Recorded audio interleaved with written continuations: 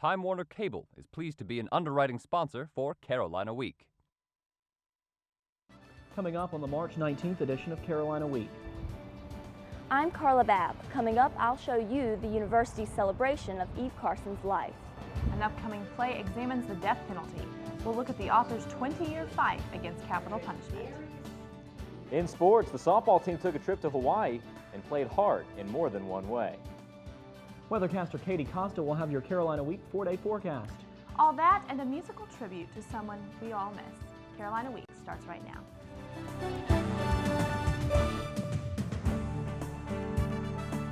From the James F. Goodman Studio in the School of Journalism and Mass Communication at the University of North Carolina at Chapel Hill, connecting campus and community, this is Carolina Week.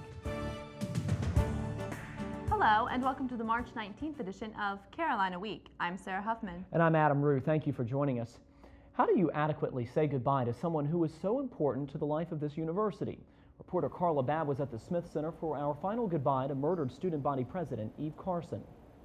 Adam, a sea of Carolina blue filled these stands to celebrate the life of Eve Carson. Friends, family, and fellow Tar Heels knew she would never walk down these aisles at the Dean Dome again, but their memories will keep her joy alive on campus.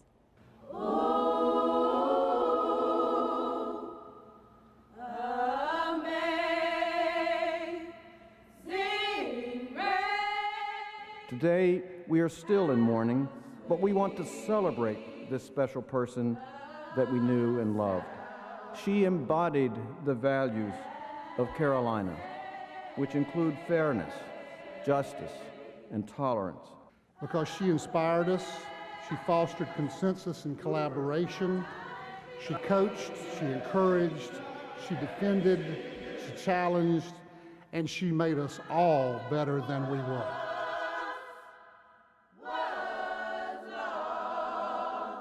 You know, you can't walk in this great big room and not see Eve Carson right behind me, where the students sat.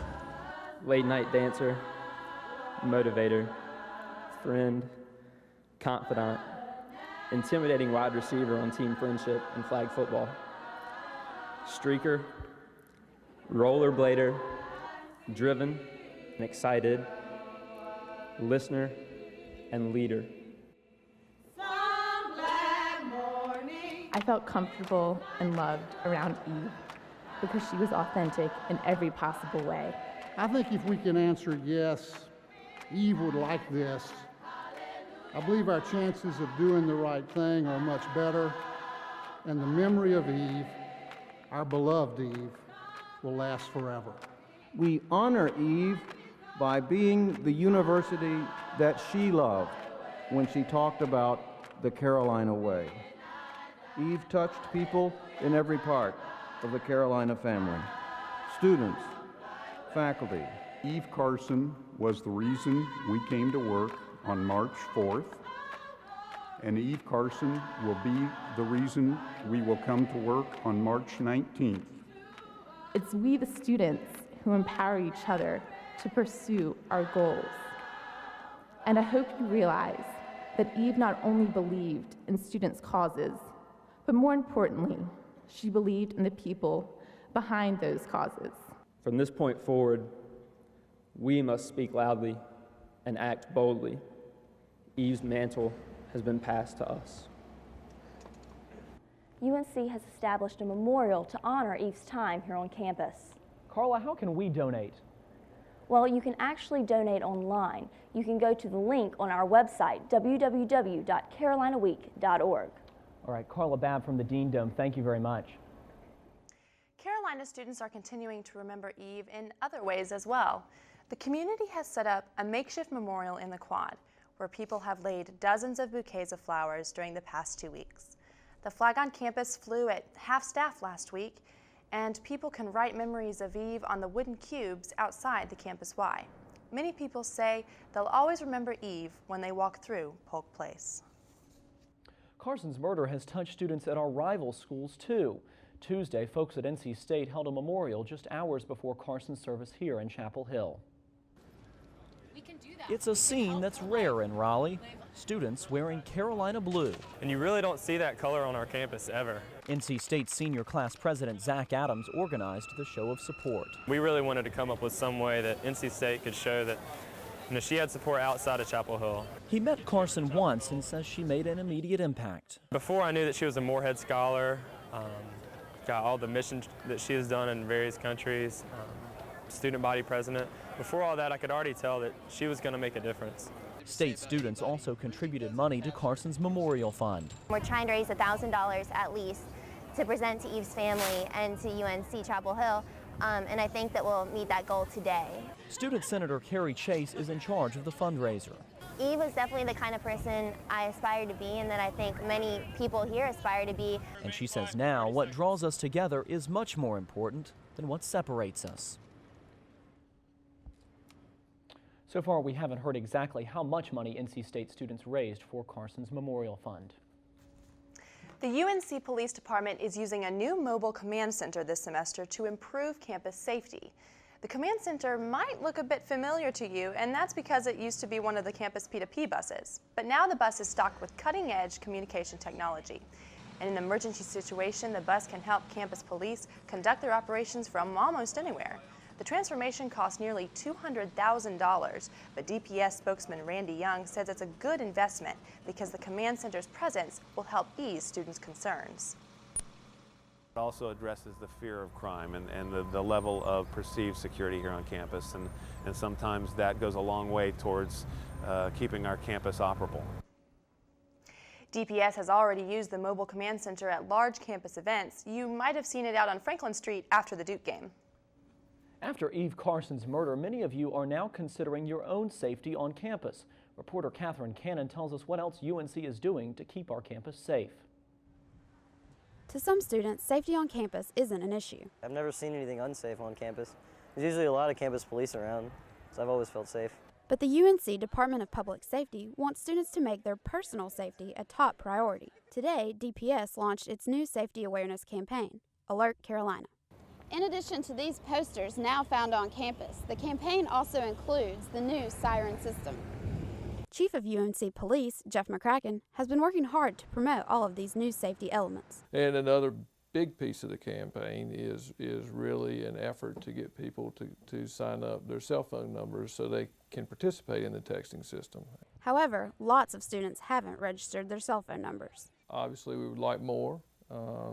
And that's part of the purpose of the campaign. McCracken wants to encourage students to register now if they haven't done so already. The biggest thing they can do is try to improve their level of awareness. Senior Andrew Claiborne says he can already see a difference.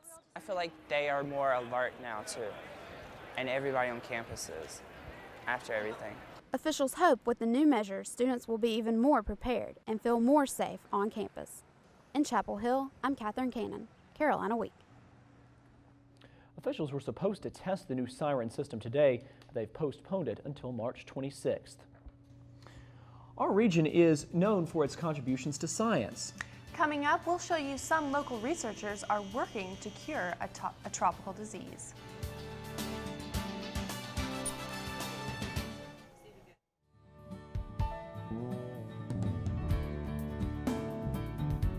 Want to start a business? Have concerns about state regulations? Need information fast?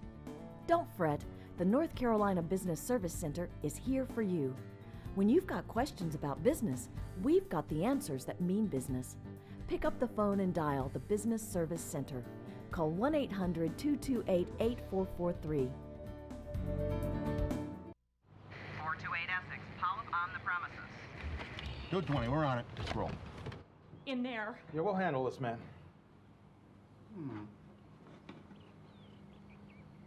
What? We're ready to be very civil about this. You never know when a polyp is going to show up. Get the polyp early and stop colon cancer before it even starts. Just get a test from your doctor. Get the test, get the polyp, Nice surgeon's touch. get the cure. One of the men charged with killing Eve Carson could face the death penalty. The other is 17 and is too young for execution under state law. Carolina is in the midst of a year-long examination of capital punishment. Undergraduates will be performing the play Dead Man Walking in April. Carly Swain introduces us to the book's author. Well, I've learned a lot from Susan Sarandon, and she says there are two qualities that you need to be a good actor. And one is empathy, capacity for compassion, and the other is imagination. It isn't often that the cast of a theatrical production has the chance to speak with the muse of their work. Sister Helen shared her insights on the production and gave a first-hand account of what it's like to witness a state-mandated execution. And I had strength inside me then.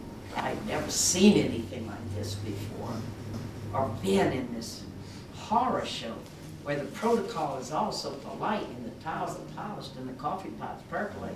People are coming in and out, and there's going to be something happens here tonight. And they're getting the sandwiches ready for the press. I mean, it's an event, and it's to kill this man. Emily Anderson will play Prejean when the play goes up in April. She describes how meeting Sister Helen will contribute to her performance. I think it's very important for me to find my own way with this role and do nothing to try to imitate the woman that I just met over there.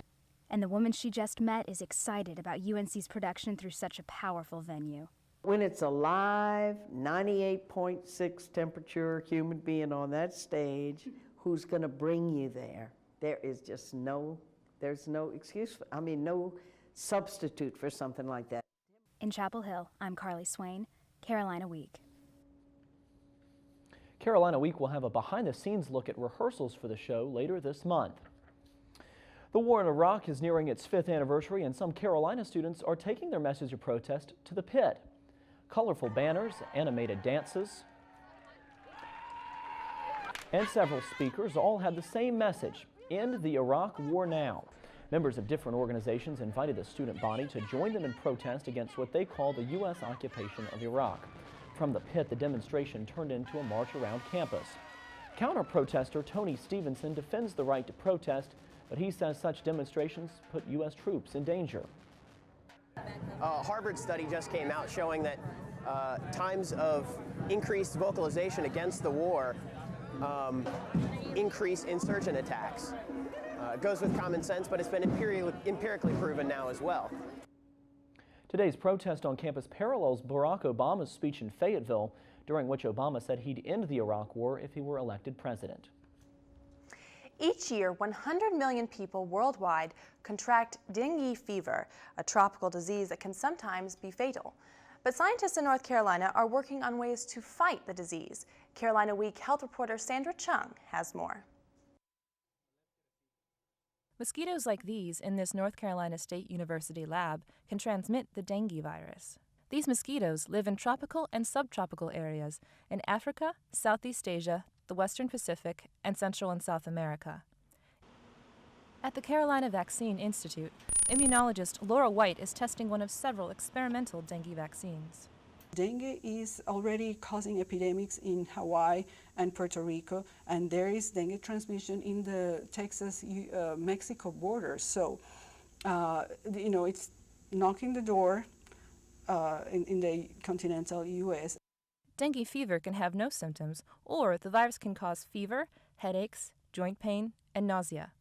A complication, dengue hemorrhagic fever, might cause seizures, internal bleeding, and even death, especially in children. There is no cure.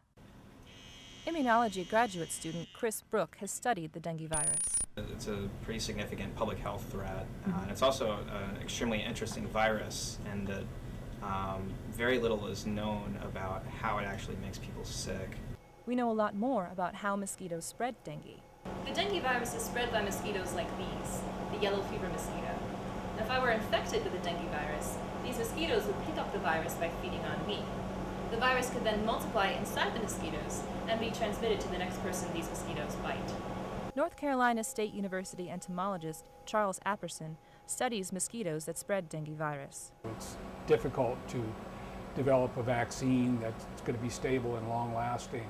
With no vaccine anticipated for at least 10 years, and with no cure, dengue fever might become a global threat. In Chapel Hill, I'm Sandra Chung, Carolina Week.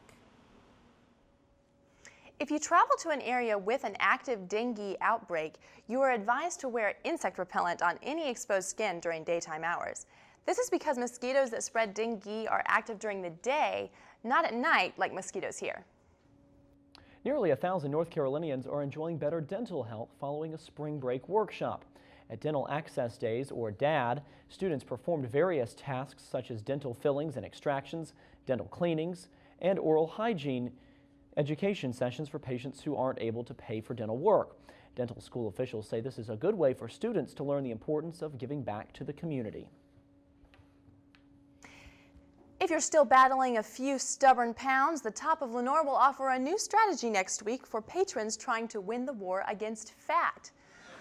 That looks pretty good. While these tantalizing treats may tickle your taste buds, they won't do much to help you shed your flab. Fortunately, the Top of Lenoir has teamed up with Aramark's new Just For You nutrition messaging system that promotes healthy eating decisions with clear information about the pros and cons of certain foods. Patrons hoping to pull a Jared can look for the stickers soon to be plastered near every food arena. Chef Joe Palingras says the simplicity of the program is the key to its success. There's a fair amount of students who are asking for that kind of information, and it's just visual, so they could go there directly and pick it out. So if Cliff Bars just aren't your jam, then you're chummy to chill and let the Just For You stickers guide your nose to a piping hot side of broccoli. Your bathing suit might thank you later. The arrival of the spring equinox tomorrow marks the beginning of the Persian New Year. Following tradition, people of all ages jump over 7 small bonfires to say goodbye to the Zoroastrian calendar year 1386 and to celebrate the renewal of life. Last night, people gathered at the NC State Fairgrounds to do just that. Many people say they come to the event every year to celebrate their heritage and culture. We are so far away from our homeland. For most of us, here is our second home, but we still like to keep our old traditions. The UNC Persian Cultural Society will host a Persian New Year party on Friday, March 29th in the Great Hall of the Student Union. And we're joined now by weathercaster Katie Costa. Well, Katie, it was kind of gross yesterday and today, but I sure hope that Easter is going to be pretty spring-like for us. Well, windy and stormy conditions are in store for us, but will Easter weekend be a nice one? I'll have your springtime forecast next.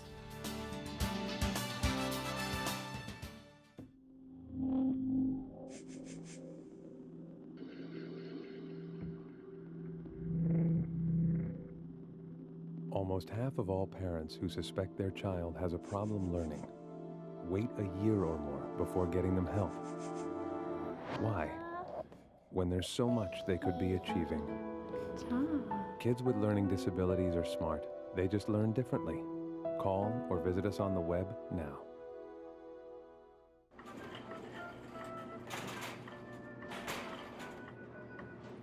What is that thing?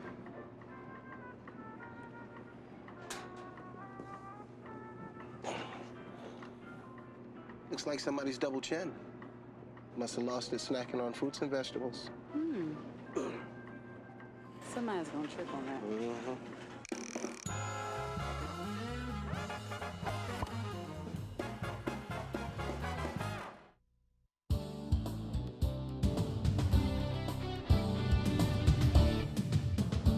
Hi and welcome back to Carolina Week. I'm weather forecaster Katie Costa. Well, today was a very nice warm day. Temperatures peaked to about 75 degrees, but unfortunately we will be seeing a cold front make its way through our region tonight, and this will leave us with slightly cooler temperatures for the remainder of the week. But we will be seeing sunny skies until the end of the weekend, which is great news. So we will be seeing spring-like weather. Now, if we take a look at the U.S. satellite and radar, we see that there is a huge band of rain to our west, and this is the cold front that is going to be affecting us tonight. And this could possibly be bringing us some severe weather, thunderstorms and lightning, so just be sure to use caution on the roads if you plan on heading out later. Now, if we zoom in closer to our region, we see that this has already moved into the western part of our state and affecting parts of Tennessee and the western part, and it should be affecting the Triad region within the next couple of hours. Now, if we take a look at the current surface map, we see a better look at the highs and lows around the nation. The first low, the one that we're concerned about, is this one right here. And behind this is a high pressure that has set in over Texas, and this is keeping these folks pretty clear and dry. By Thursday, we see that the low that was over our region If we look into Thursday, we see that the low that was over our region has pushed east of us and will leaving us cooler and drier conditions. But there is this high that is behind it, which will bring us warmer weather for the beginning of our weekend. And by Friday, we see that that high is right over our region, which will be bringing us warmer conditions for Saturday. But unfortunately, we do have a second low present that will bring us slightly cooler temperatures for Sunday, but overall, fairly decent Easter weekend. Now, if you're planning on heading to the mountains, it's going to be very nice there. Partly cloudy both days, high of 56 on Saturday, 50 on Sunday, with a low of 35 though, so be sure to bundle up if you're planning on heading out at night. And if you're planning on heading on I-40 East to the beaches, it's going to be beautiful on Saturday, high of 71, partly cloudy skies, and on Sunday it will be cooler, so be sure to have a light coat packed with you, and it will be low of 43 there. And for our region, we will be seeing plenty of sunshine, but there will be a few patchy clouds on the weekend, but for the most part, very nice week. Temperatures will be ranging in the 60s for the high and lows in the upper 30s to low 40s. So it looks like spring is just around the corner. Temperatures have been warmer and consistent, so it's pretty exciting. That's very exciting. I'm glad it'll be spring-like for Easter, and also with the first day of spring coming up, that'll be nice as well to actually feel like spring. Definitely. Sounds great. Katie, thank you. You're welcome. Spring commencement is less than 2 months away, seniors. Today, seniors gathered in the Great Hall to find important information and make some special purchases. The class of 2008, GAA, Caroline Annual Fund, and UNC Student Stores hosted its first commencement info day of the year. There, seniors could take pictures, donate to the senior campaign, and sign up for GAA membership. They could also order announcements, frames, and make another special purchase, their cap and gown. The next info day will be in April. And we're joined now by sportscaster Walter Storholt. Walter, it does not get any better than March Madness. You're absolutely right, Adam. Coming up in sports, many people think Christmas is the most wonderful time of the year, but at UNC, it's most definitely the NCAA tournament.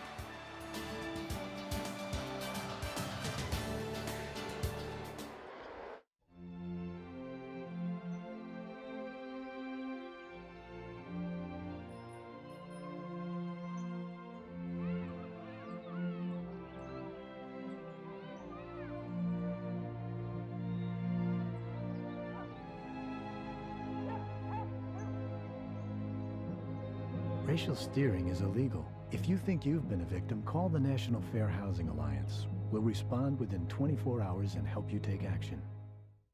Oh, hey, John, what's up? Nothing, I'm just at Carrie's. It's just me and Carrie.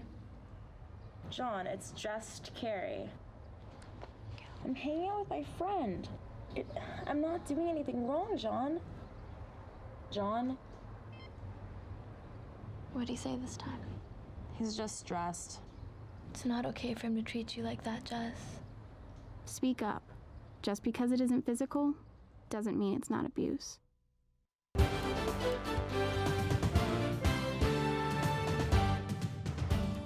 The ACC regular season and tournament championships, the #1 overall seed in the NCAA tournament. Can the Heels capture the national championship? Heading into the NCAA tournament, last year's loss to Georgetown is still on every Carolina fan's and every player's mind. This thing it's been with me, for a very long time, and we can learn from that, and I think we're a better team from it. Even though the Heels might be a better team, there's still room for improvement. Roy Williams says one problem in particular ails Marcus Ginyard. So he came over to me during the game and said, I must have the worst percentage in the world for layups. I said, well, if you don't, son, there's not a hell of a lot of people below you. He thought that I was shooting less than 25% for my layups this past weekend, which is not good to say the least. But even with those few flaws, Williams has a lot to be happy about. The Heels are the #1 overall seed and more mature than last year. We've had some crunch time moments that kids have stepped up. And that part has been fun, watching the toughness get bigger, better, whatever word you want to use there. I think the toughness, mental approach has been something that this team has really been good at. Carolina's first game in the tournament is on Friday against Mount St. Mary in Raleigh. The women also drew a #1 seed in the NCAA tournament. The The Heels face Bucknell on Sunday, and a win would propel them into a Tuesday matchup against the winner of the Georgia versus Iowa game. Carolina's trying to make it to its third straight Final Four appearance, but in order to get there, the Tar Heels will need to get past the number 2 seeded LSU Tigers. The UNC baseball team took on the Princeton Tigers on Tuesday night, and despite an early injury to senior center fielder Seth Williams, the Heels were able to trounce the Tigers with a 7-0 shutout. Carolina matched its strong batting with stellar pitching from freshman Patrick Johnson and senior Tyler Trice. The two combined for 7 innings and allowed only 1 hit. After losing to Duke on Saturday, Carolina clashed sticks with Marist on Tuesday. A full moon out, lighting the field and the Tar Heels offense. Bart Wagner sends it in for a comfortable 3-0 lead. The Red Foxes nipping on the Heels with this goal from Pat Van Hall, but the Heels still up 7-3. Some Marist fans weren't thrilled with the Heels commanding an 8-3 lead at the half.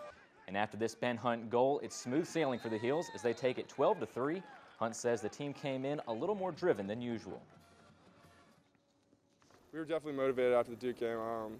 It was a tough loss for us, and all the guys knew that, and we definitely bounced back well today and took care of business on the field. So. And while many student athletes forego a spring break in order to compete, the softball team got the best of both worlds in Hawaii. Seeing the sights such as Waikiki Beach, the surfers, and the rich Hawaiian culture gave the team a break from the intense competition. To keep in shape, there was a sunrise hike up Diamond Head Crater with a beautiful view as the reward. And there was some softball after all. The team tied as co-champions of the tournament with Texas and beat number 15 ranked Hawaii in the process. The Heels are now ranked 22nd.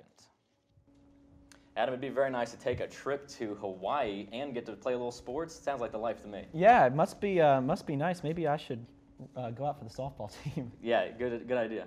Sounds good. Thank you, Walter. Well, it's been a long, hard couple of weeks for many of us. Yeah, coming up, Carolina Week honors the life of a cherished friend and colleague. Stay with us.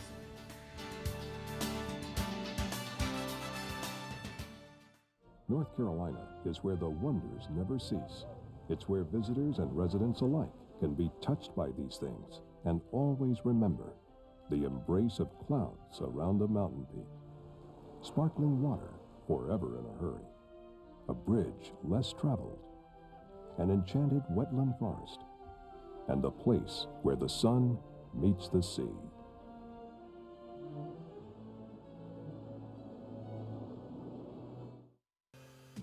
If you have a story idea, contact Carolina Week at 843-8292. You can also visit us online at carolinaweek.org. If you have questions about this program, write Carolina Week at Campus Box 3365, UNCCH, Chapel Hill, North Carolina, 27599. It's really impossible to put into words how Eve Carson's death has affected our campus. So we'd like to say goodbye in our own way with a video tribute set to one of her favorite songs.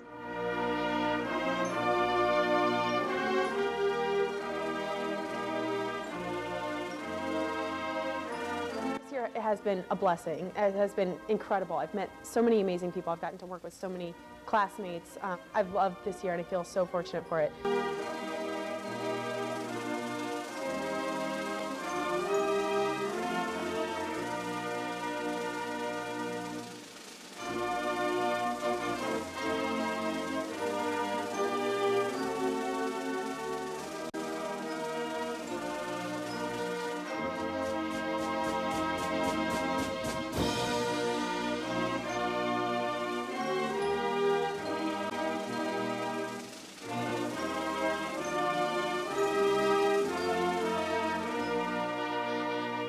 Eve Carson personified the Carolina spirit. She did it perhaps more profoundly than anyone I've known in my whole time here. She felt the very pulse and heartbeat of this university. In the way she lived her life, embodied the Carolina way.